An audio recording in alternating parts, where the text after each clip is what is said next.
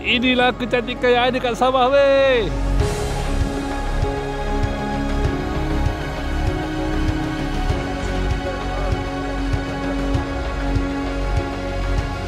Ternyata Sabah merupakan destinasi unik untuk bangsa pengembara.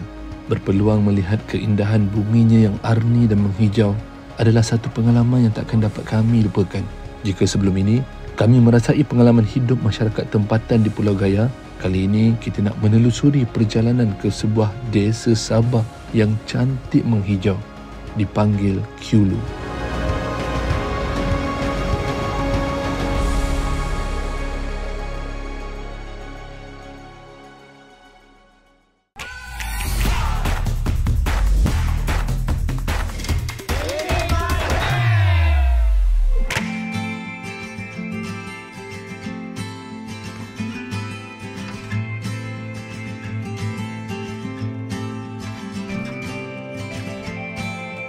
Selamat pagi semua. Hari yang ketiga di Pulau Gaya. So hari tu kita tak sempat nak tengok pembuatan dan penghasilan donat di rumah sepupu Abang Mat. Wah tu, nampak dia orang beli donat. Donat tu antara donat yang laku keras di sini. Pagi-pagi dah habis. So better kita cepat-cepat lagi tengok dan beli donat.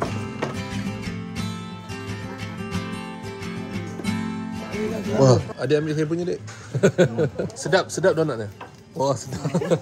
Ini pembuat donat. Oh. Abang kita Dah habis dah. Kena tunggu pula, kena queue. Sampai dah habis. Sampai dah habis. Boleh ambil bau. Boleh ambil bau kan? Okey dah. Cukup kenyang. Ni ke apa ni? Ini nama dia tahai. Semua buat sendiri. Ini buat sendiri lah. Maknanya yang datang ni semua dah tempah siap-siap. Ya. Jam 2 dah sudah bancur dia punya tepung lah. Oh, pakai tepung apa? tepung biasa lah. Gandum cak saw. Ya. Kadang-kadang saya buat 5 kilo. Kalau habis sampai 80 lah. 80 lah. Selalu jual pada yang orang kampung je lah. Ini saudara juga. Ini saudara Marla ni. Ini geng main bola tampar juga ni. Oh.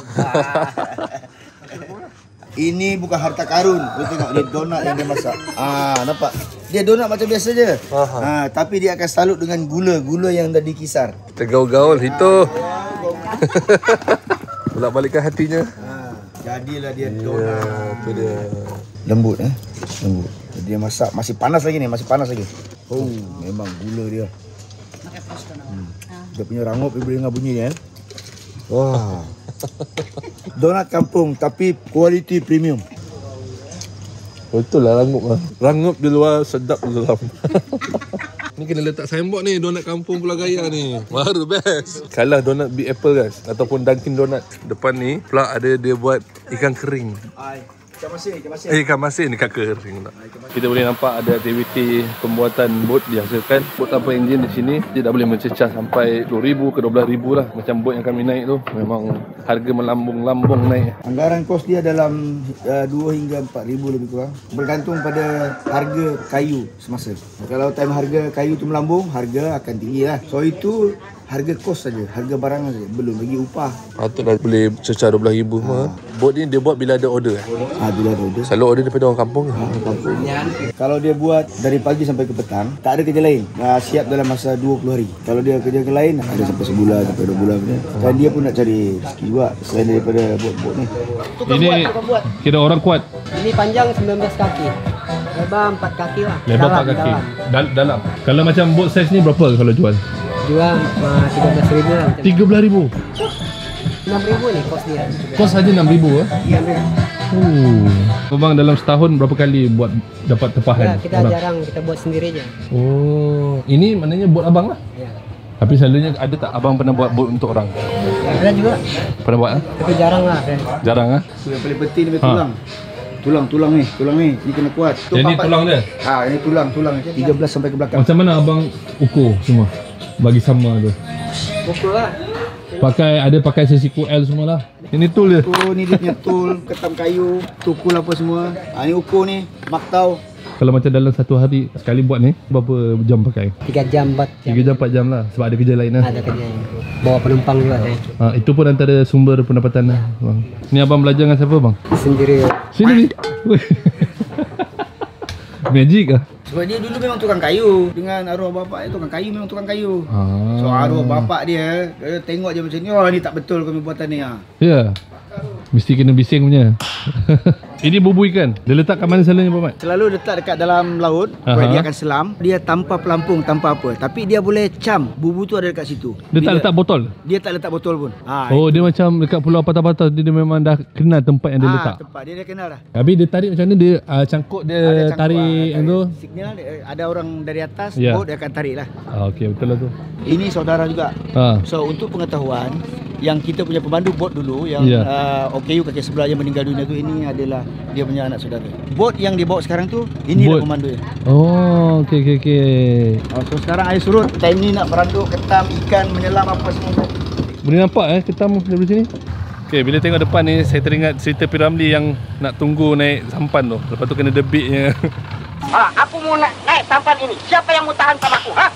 Ini pendekar mustar Pinang Sematang. So sekarang ni kita akan bergerak menuju ke bandar balik untuk kita nak buat urusan pasport mak. Dan kemudian saya jalan-jalan di sekitar KK untuk belian barang dan tengok apa yang ada. Kalau korang ingat dulu video masa kita orang buat Travelog Sabah, ini bot yang uncle yang menyelam tu, yang kaki dia tak sempurna tu, yang cacat tu. Tapi ada diambil alih oleh anak saudara. So anak saudara dia yang kendali balik bot arwah lah. Jadi sama-sama kita doakan arwah, sumbangkan Al-Fatihah kepada arwah yang pergi.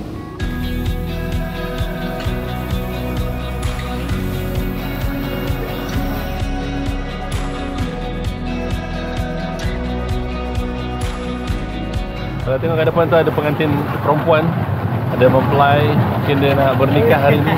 Okay guys, kena hati-hati. Dulu saya dengan SM pernah terjatuh dah.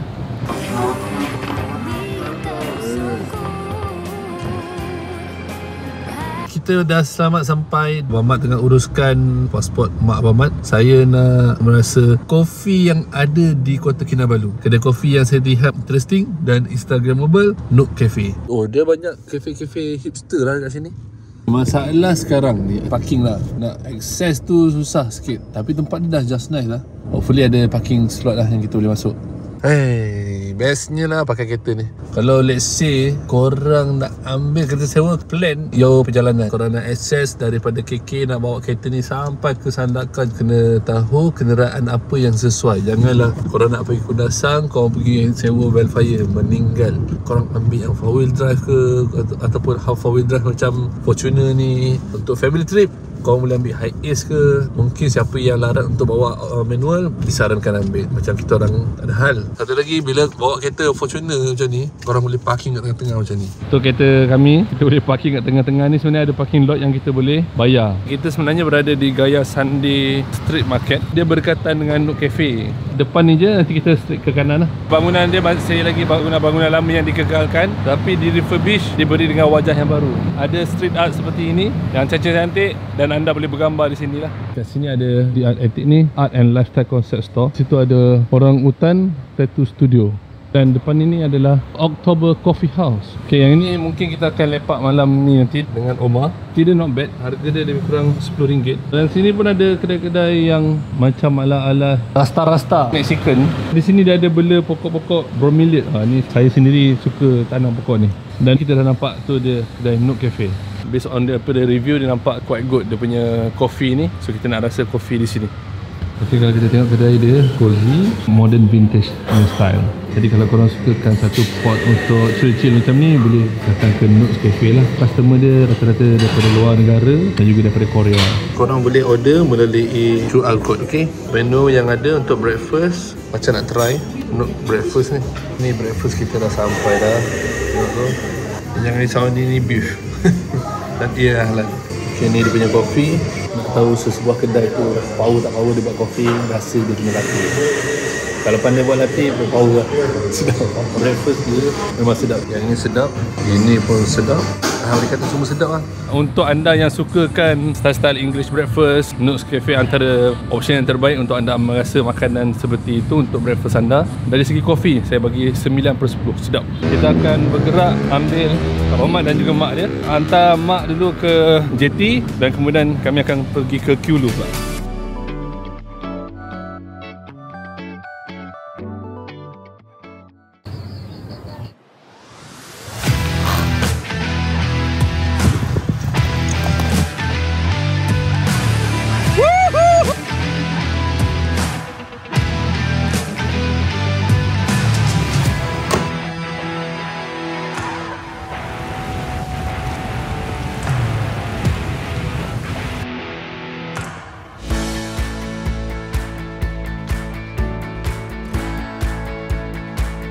sudah orang marah, orang bapak atau mamak di Sabah itu marah, begini dia punya cakap.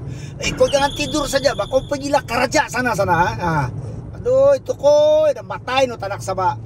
Sebenarnya kalau Sabah dia lagi keras daripada Sarawak. Lagi keras. Macam Piramli cakap bukan di sini Bongo dalam. So itulah ada keunikan yang ada dekat Sabah dan Sarawak ni. Kalau kat Semenanjung dengan dialek dia, dengan logat dia, Negeri Sembilan je macam mana, Kedah macam mana, Sabah dan Sarawak pun ada keunikan yang tersendiri lah. Okey, Mamat dah selesai dah uruskan mak hantar ke penginapan dan juga barang tadi. Cuaca pun not bad, mendung sedikit tetapi masih ada lagi cahaya matahari. So kita nak bergerak menuju ke Kulu sebelum hujan. Katanya dekat sana ada satu farm stay yang unik. Kita tak menginap dekat sana, tapi kalau nak menginap pun cantik, macam community yang buat menjana pendapatan orang-orang kampung kat sana.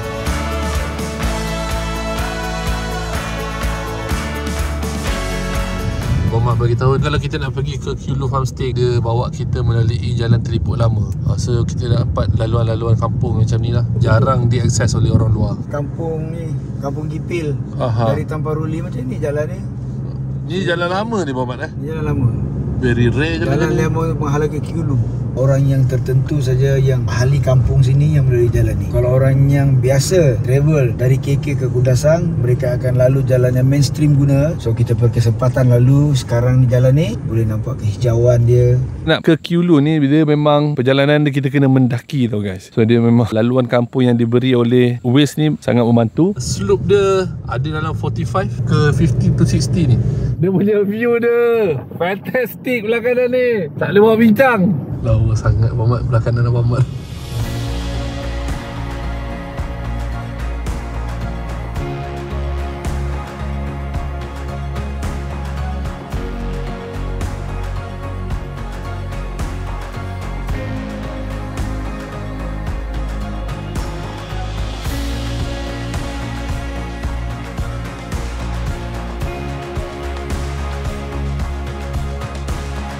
Sekarang ni kami berhenti di tepi jalan. So dekat atas ni memang rasa sejuk lah. Korang boleh nampak kawasan yang terbentang luas ni, pemandangan Kota Kinabalu dan kawasan Banjaran Keroka yang ada di sini. Sangat amazing. Even orang Sabah pun amazed. Kalau kita kreatif kan, mungkin diorang boleh survey spot-spot yang menarik, tempat-tempat yang macam ni yang boleh dibangunkan. Tetapi janganlah bangunkan sesuatu benda yang boleh mencacatkan alam itu sendiri. Korang boleh buat kedai kopi yang santai-santai, buat landscape yang cantik sikit. Korang letak pokok-pokok fern yang ada kat sini. Kena lihatlah macam mana orang luar membangunkan negara mereka. Contohnya Switzerland, dia kalau jumpa tempat-tempat macam ni, dia orang letak viewpoint, pelantar ataupun platform yang kita boleh layan view. Benda ni akan jadi Instagramable dan kita sangat menyambut usaha-usaha murni daripada pihak kerajaan dalam membantu ekonomi masyarakat setempat.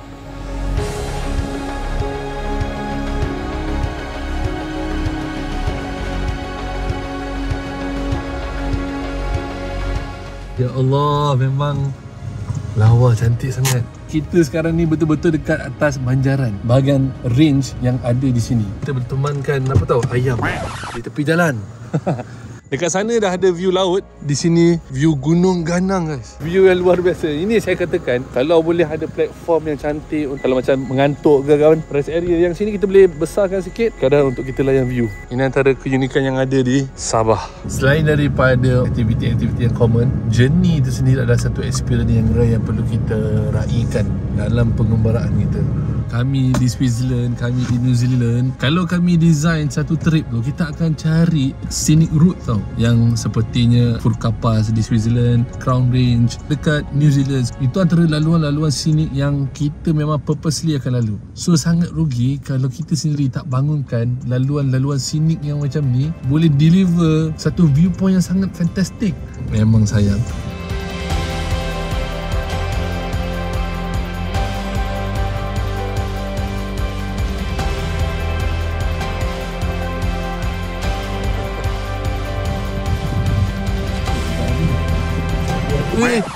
Jurassic Land. Korang boleh nampak orang-orang kampung ada tanam pokok-pokok buah naga, ada pokok getah. Nampak ada padi-padi bukit yang ditanam. Yang itu dia ada tanam nenas. Macam kita orang kat dekat tepi-tepi perkampungan ni, ya Allah, dia tanam bunga-bunga raya dia Muhammad. Ini macam pokok ala pokok kantan kan, macam pokok kantannya family. Kalau ke kiri kita ke Tamparuli guys. So sekarang ni kita ke kanan, Jalan Bungliu Longkau Tembok. Oi, pekat ni ayat tu. Okay, ni Kulu Farm Stay nampak. Guys, depan ni Kinabalu sebenarnya guys. Ya Allah, atas tu cantik. Gunung Kinabalu atas. Ui, sayang tak nampak view ni. Guys, ada sungai kat situ. Allah, lawannya cantik korang.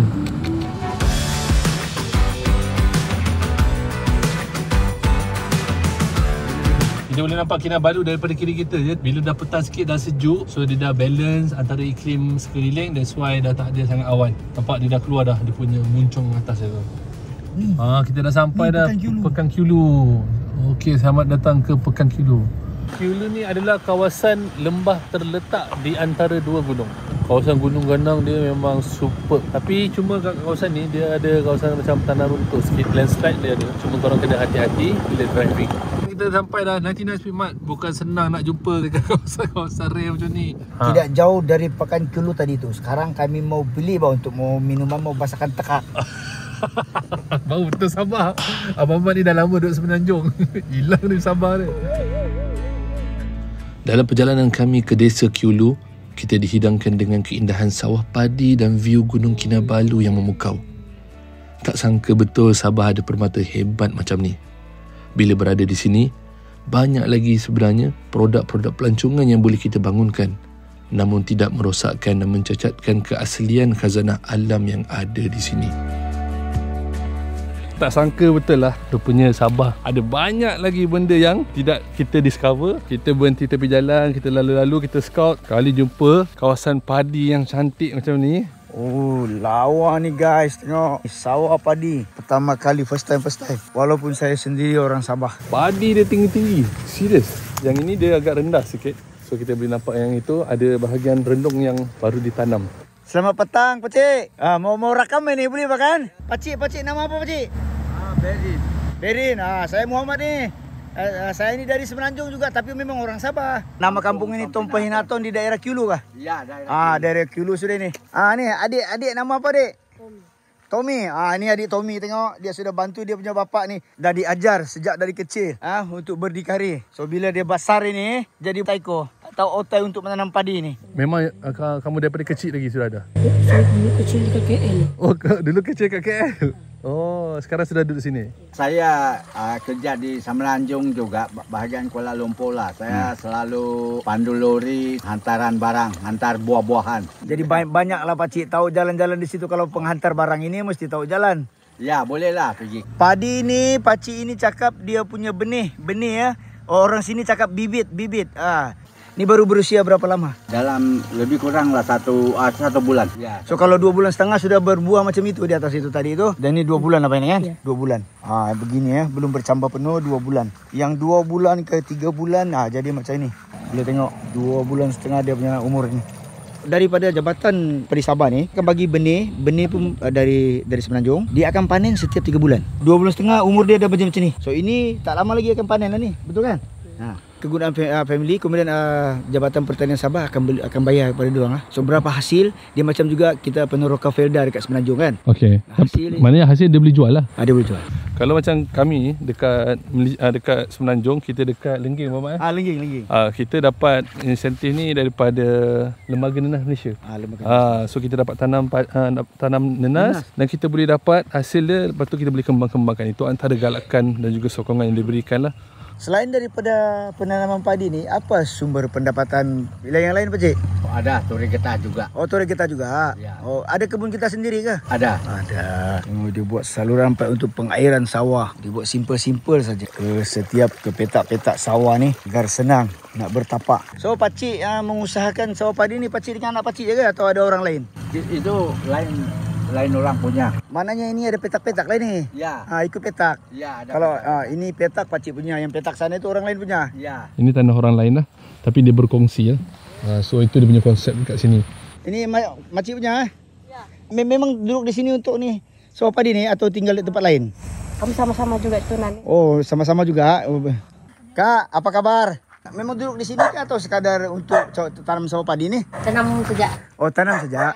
Okey, kalau ada orang kat sana tu, dia tengah tarik-tarik tu untuk bunyi-bunyikan ni, tu ada patung burung untuk halau burung-burung kecil yang tadi tu daripada memakan padi yang ada dekat sini. Ini saya rasa ini adalah satu rumah simpanan padi. Disimpan dalam ni dengan proper. Cuma kena elakkan tidak dimakan oleh ni lah. sama ada tikus ke ataupun binatang yang lain.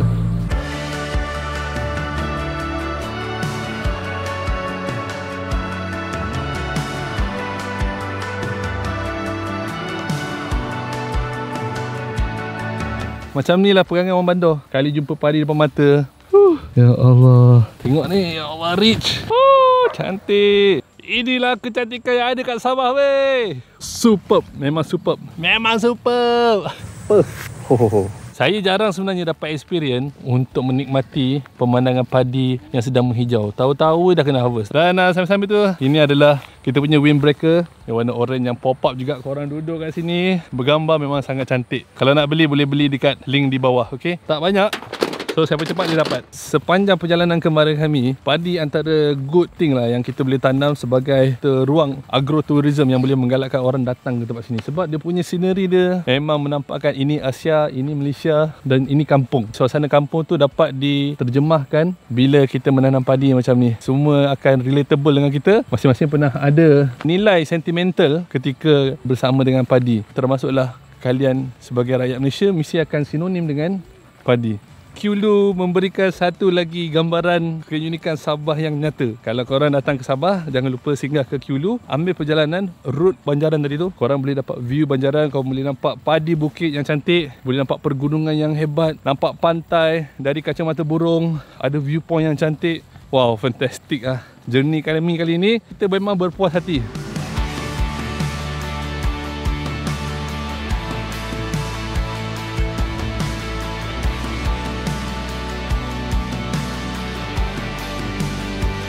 Okay, Tommy, banyak terima kasih Tommy ya. Okay, jumpa lagi. Ini Tommy, dia nak ambil gambar dengan kita ke? Baru saja dia follow. Ya ke? Wah, thank you ah, thank you. Salam dulu. Thank you Tommy. Okay, jom kita ambil gambar sama-sama. Okay, kami daripada asal sampai dah lambat sebab banyak sangat pit stop tadi dah lawa. Kat sini kawasan dia memang kawasan pergunungan yang cantik. Itulah dia experience kami berada di Kyulu. Then heading back to Kota Kinabalu.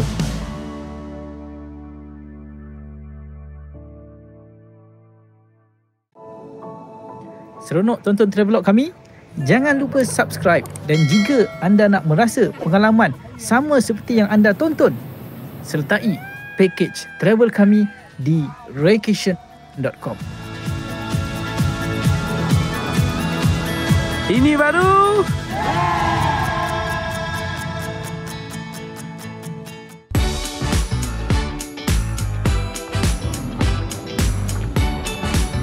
kami baru saja sampai di KK semula daripada Kyulu. Plan malam ni kita nak jalan-jalan sekitar Gaya Street, tengok macam ada event penting. Tiba-tiba dia tutup jalan dan juga tengok penuh ni kat tengah Gaya Street ni. Mungkin ada ni kot, uptown ataupun downtown untuk jualan barang-barang murah ke.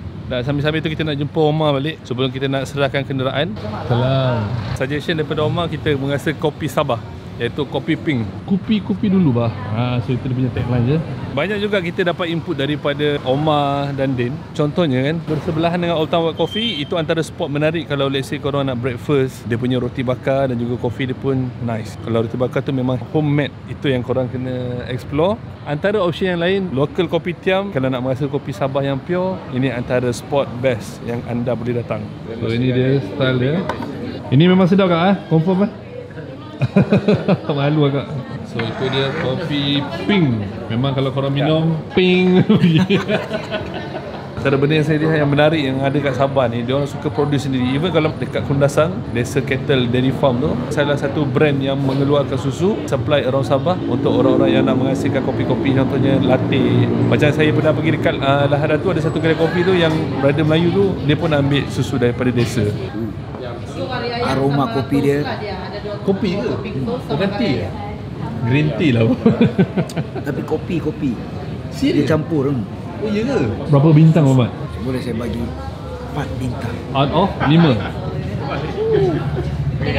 Ini roti bakar kari ayam Biasa kalau di sana roti apa itu, roti nan, kari ayam atau kari kambing. Ini roti bakar kari kambing. Ni sebab tengah hari tak makan, malam pun tak makan. Ni kena buka puasa lah ni. Buka puasa. Ni apa? Siapa dah? Cakap tadi kan? Bukan cakap tau, kita goreng udang. Kita orang rata salah order sebenarnya. Tapi tak apa, kita nak try juga the food. Kita rasa bihun udang.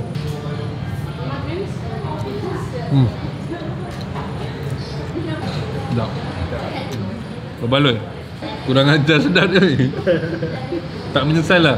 Untungnya korang buat repo dengan orang lokal. Kita on je kan. Elak kayu dengan batu je kita tak makan. Recommended kalau korang datang ke sini, Kopi Ping, order ni 910. Okay, 910. Jangan silap.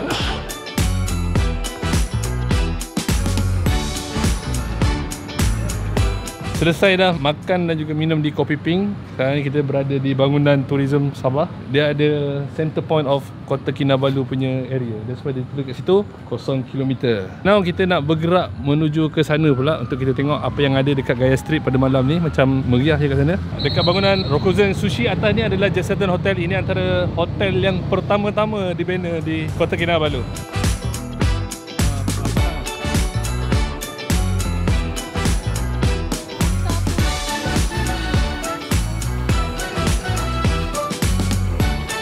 Dekat sini banyaknya adalah kedai-kedai makan. Pada sana tadi awal di Jesselton Hotel tu sampai ke hujung sana dia punya panjang dia. Antara yang famous iaitu wantang goreng Mak Jah, RM10 12 biji. Nampak ada jus-jus macam ni pun boleh. Steamboat. Kalau korang nak layan basking, sini antara area dia.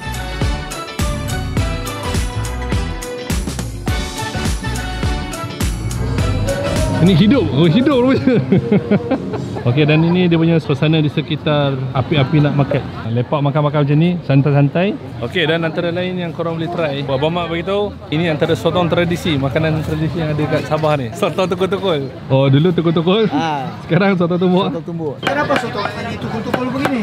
Supaya dah licak. Supaya licak. Supaya dah licak, supaya dia lihat-lihat sikit. Supaya lembut. Iya, begitu. Orang tu beritahu siap, ni dikutul-kutul ni bagi mau licak ni. So maknanya licak ni bagi lembut. Kau jangan fikir bukan-bukan Kenapa? Yang penting ada translator di bawah dia lah. Tukul-tukul tu supaya sotong tu lembut untuk dikunyah. Dan kalau kita makan tak gatal ataupun tak rasa macam tajam lah. Panggang dulu, lepas tu baru ketuk. Lepas tu baru panggang balik. Oh. Baru dia mantap lah. Kalau mantap orang Semenanjung paham je itu. Selain daripada night market, ada berniaga dekat mana-mana lagi? Ada di Central Plaza. Oh. Shopping mall. I see. Yeah. Oh, ni kuah ada? Kuah dia. Oh, Okey. Okey, settle dah.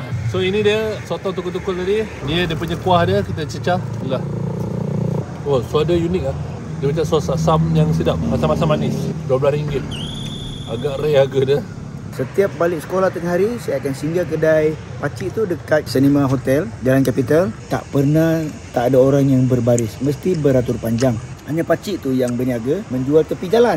Tak ada kedai, tak ada apa. Dia saja rainbow macam biasa. Dekat situ lah dia akan tunjukkan dia punya bakar ketuk-ketuk. Dan rasa dia sama seperti hari ni. Tak rugi korang rasa. So ini boleh jadikan sebagai satu benda unik yang korang kena explore bila berada ke Sabah.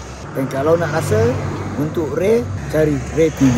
Kita akan cari berbagai lagi makanan yang menarik dan terbaik.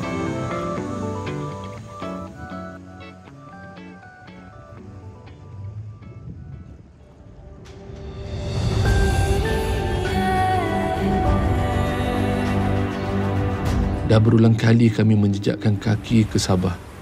Namun, sejujurnya Sabah sentiasa mampu memberikan kami keterujaan yang diinginkan bagi setiap pengembara. Baik dari segi kecantikan bumi yang hijau, makanannya yang sedap dan masyarakat Sabah itu sendiri.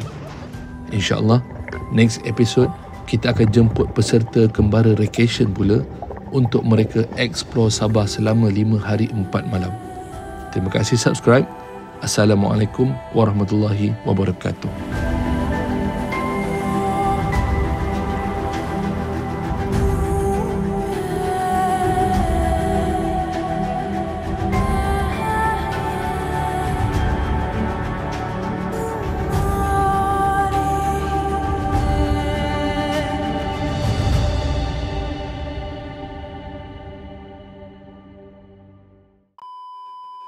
Salah sebuah kedai kopi. Kita nak merasa kopi di sebuah salah. Wah. Now kita nak jumpa Omar balik. Dia ajak jumpa kopi yang ada di kenapa bagi ni susah kan? Hey, bestnya lah parking kereta ni. Pakai kereta ni. Kita dah sampai di, orang kata, Gaya Sunday Market. Bukan. Dan juga kalau kita lihat di sekitar kawasan sini, okay, kalau kita lihat di kawasan sekitar sini,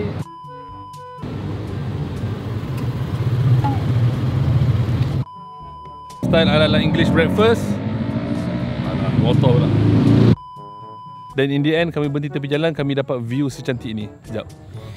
Aduh, kena lap. Cuba Muhammad cerita sedikit.